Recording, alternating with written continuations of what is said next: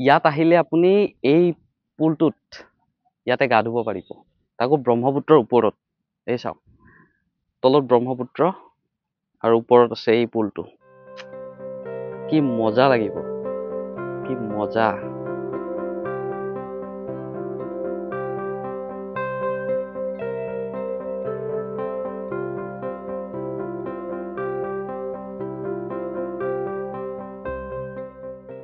গাড়ী চাৰিও পাৰ্কিং কৰিব পাৰে, ইয়াত ধুনীয়া ঠাই আছে। প্ৰথম দেখুৱাই লৈছোঁ বিল্ডিংটো, ভক্তি কুটীৰ আৰু এটা ৰাধা গোবিন্দ টেম্পল আৰু এইটো এড্ৰেছটো। এইটো টাইমিং হয়। মই অহা নাই, আজি প্ৰথম আহিছোঁ। ভিতৰলৈ সোমাই চাওঁ এতিয়া কেনে হয় বস্তুটো, দেখুৱাই আছোঁ।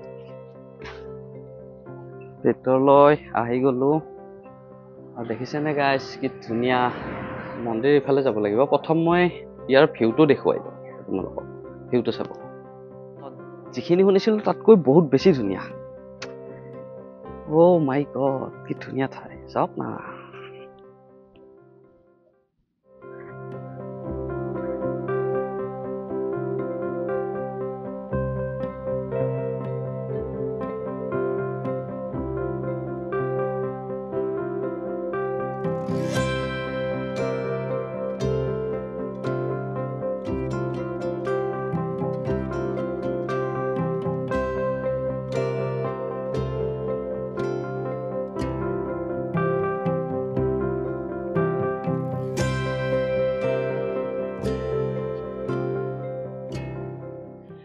এতিয়া মন্দিৰটোৰ ভিতৰত অলপমান সোমাওঁ। ইয়াতে মানে পঢ়াই আছে কিবা, চাওঁ অলপমান সোমাই।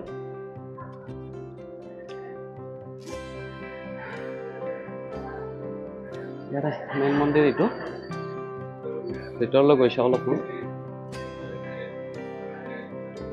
মন্দিৰৰ ভিতৰত সোমাইছোঁ, কিন্তু ভিডিঅ' কৰিব নিদিয়ে বাবে ভিতৰখিনি দেখুৱাব নোৱাৰিলোঁ ভালকৈ। মন্দিৰটোত এনেই অলপ সোমাই চালোঁ, ভাল লাগিছে।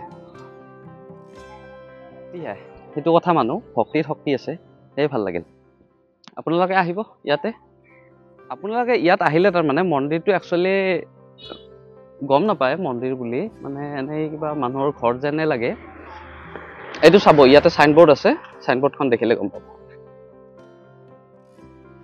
ভাল লাগিল গাইছ, আৰু ভিডিঅ'টো শেষলৈ চোৱাৰ বাবে ধন্যবাদ। Bye bye.